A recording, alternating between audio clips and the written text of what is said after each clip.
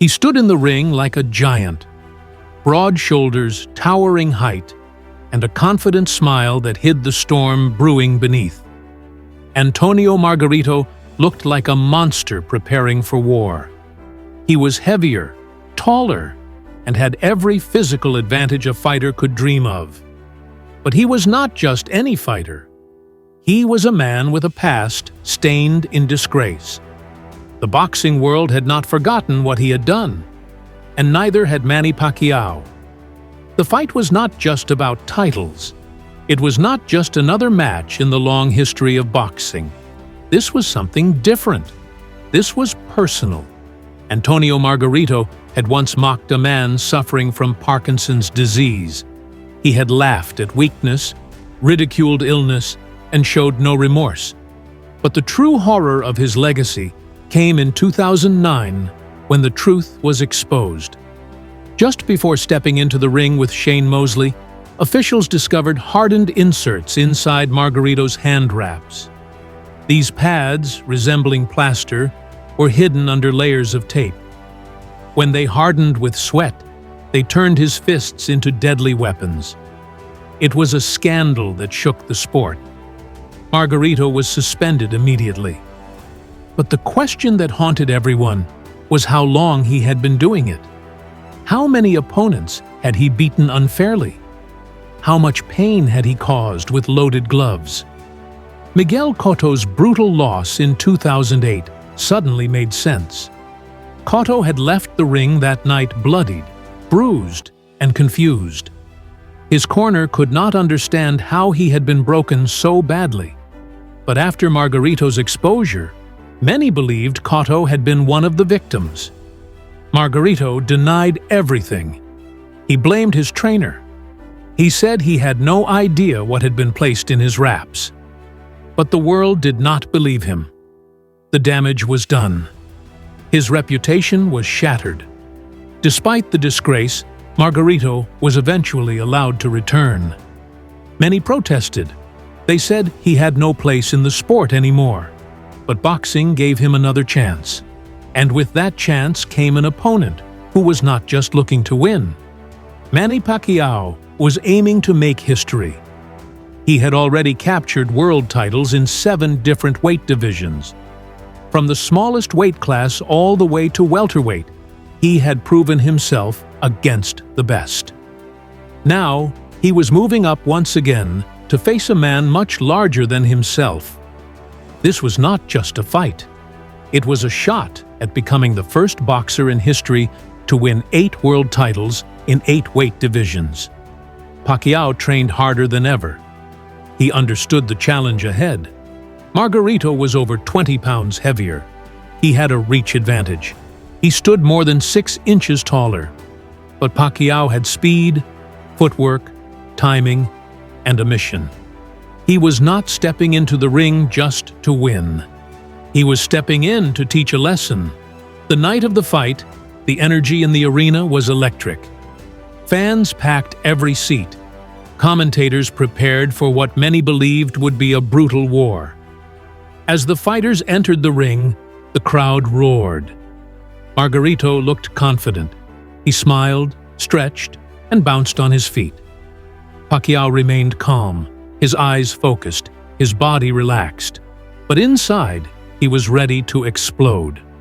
When the first bell rang, Margarito tried to impose his size.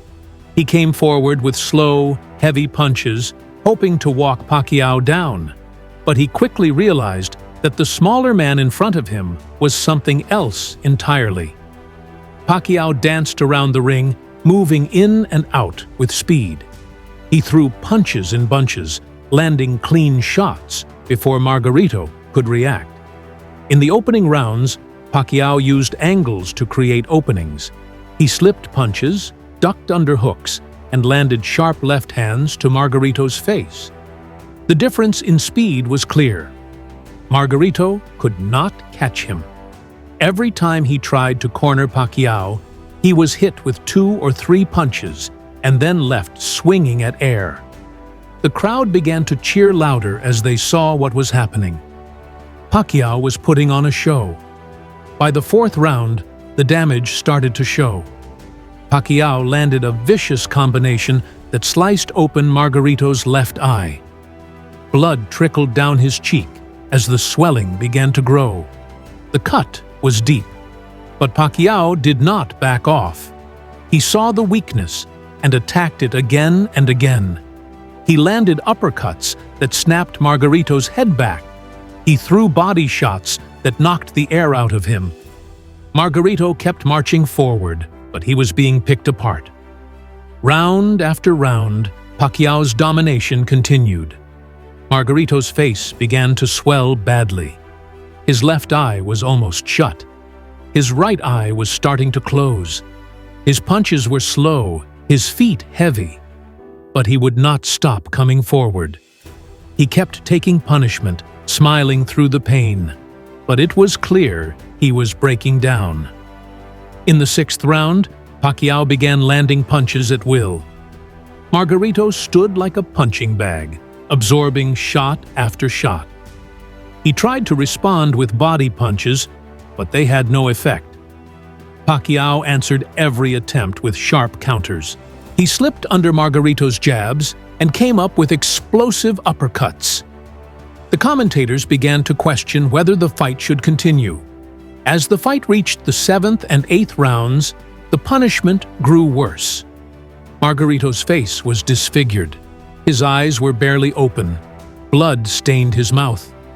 But still, the corner did not stop the fight. The referee did not step in. And Margarito, stubborn and proud, refused to quit. Pacquiao continued to batter him, but the look on his face began to change. He started to glance at the referee, silently asking, "Is this enough?" In the 9th round, Pacquiao threw a combination that drew gasps from the crowd. Margarito's head snapped back violently. His knees buckled, but he remained standing.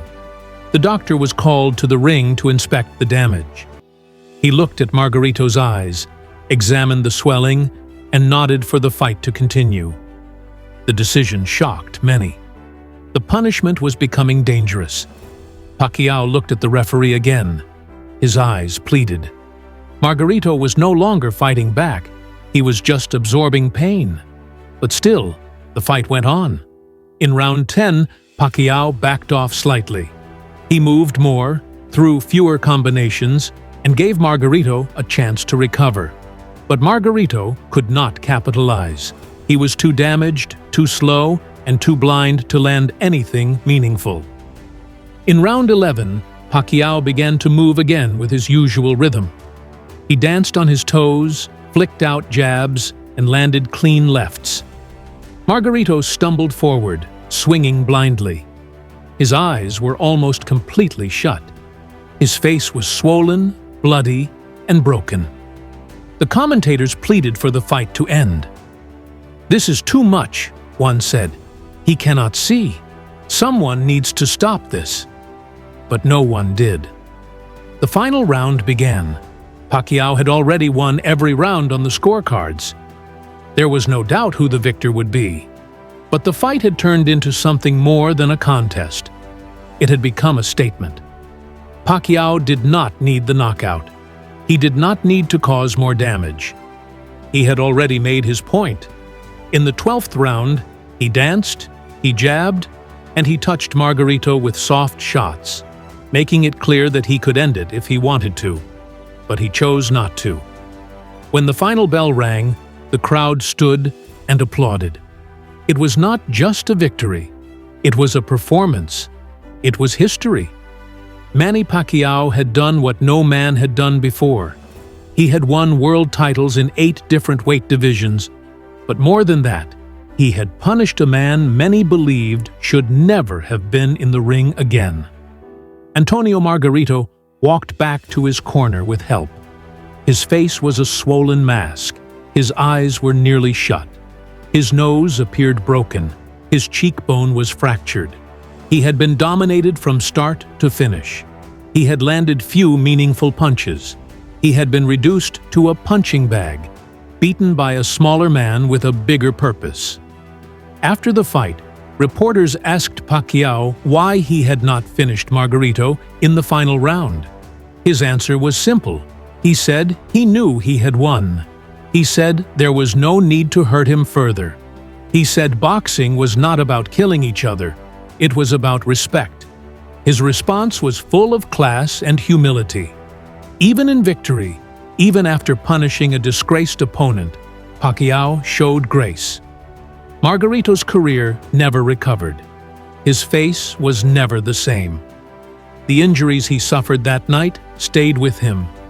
The humiliation followed him. He had stepped into the ring hoping for redemption. He had hoped to silence his critics. Instead, he left with more scars and even more shame. Pacquiao did not just defeat him, he dismantled him. The fight is now remembered as one of the most one-sided and significant victories in boxing history, not because of the belts or the records, but because of what it meant. It was a reckoning, a moment when justice was delivered not by words, not by court rulings, but by fists inside a ring. That night, Manny Pacquiao reminded the world why boxing is called the sweet science. He reminded everyone that honor still matters. And he reminded Antonio Margarito that no matter how big you are, no matter how much you cheat, the truth always lands harder. And in this case, it landed over 400 times. That was the night Pacquiao destroyed the cheater in the most savage way.